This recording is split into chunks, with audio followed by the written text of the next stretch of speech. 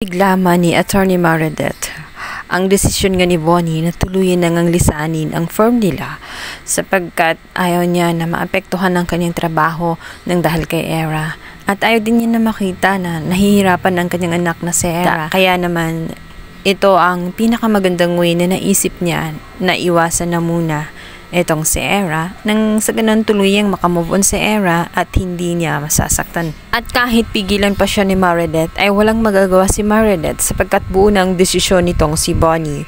At nang mga time na paalis na nga si Bonnie sa kanilang office, dito nga ay biglang haharang itong si Era.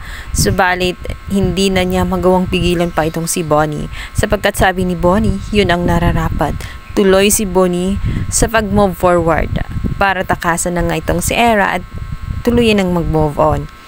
Subalit na umiiyak itong si Era at gusto nga nitong hawakan at pigilan. Dito nga ay maabutan siya ng kanyang ina. Hindi na dapat gawin ang mga bagay na iyon. At ano bang nangyayari sa kanya? Binababa niya ang kanyang sarili. Hindi dapat na iniiyakan niya ang isang lalaking hindi naman deserve sa kanyang pagmamahal at hindi naman siya kayang suklian ito. At ang sabi pa ng kanyang ina, don't ever beg a man to stay in your life. Dahil minsan din yung nagawa yun. Nung minsan na nakapag one night stand siya dito kay Ramir, naaalala niya.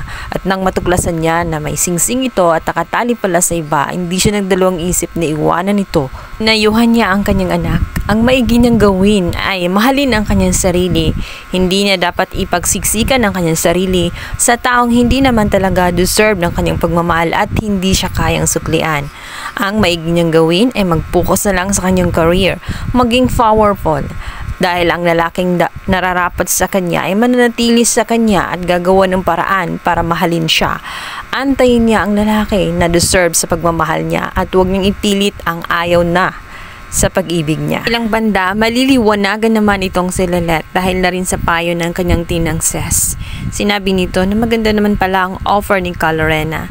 At kung sa tingin niya ay nababagabag pa rin siya sa ginawa niyang pagtulong kay Ino, well, ang charity na yun ay makakatulong dahil ito nga ay tungkol sa rape case. Kung paano ibabangon ng mga kababaihang naapi at paano magsimulang muli at maging inspiration sa iba.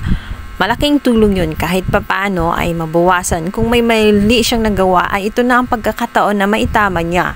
May punto si Tinang Ses kung kaya't naisip ni Lelet na tanggapin ang alok nga nitong si Calorena.